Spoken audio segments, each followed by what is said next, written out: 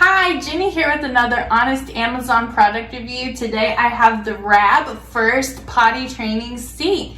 This seat is so cute and it has a little bear on the back and we have been loving it. My toddler's been so excited to use the potty since we got this, so I want to show you kind of how it works.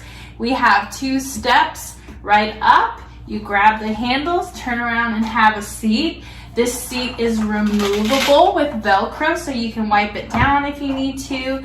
This is adjustable in height so that you can match your potty's height so that it's nice and stable and secure. It has grippies on the bottom and grippies on the seat which help it stay much more secure. It also very quickly and easily doubles as a ladder. You don't even have to do anything. Just move it from the potty and it flops right down. And then you have a ladder, which is helpful for washing hands or reaching whatever needs to be reached. And again, your toddler can easily just lift this back up and set it here. As soon as you have it set to your potty's height, there's nothing else you have to do but set it here. And so we have really been enjoying it. It's very secure. There's not a lot of fear about falling down. It's easy and it helps your kids use the big potty. So I highly recommend it.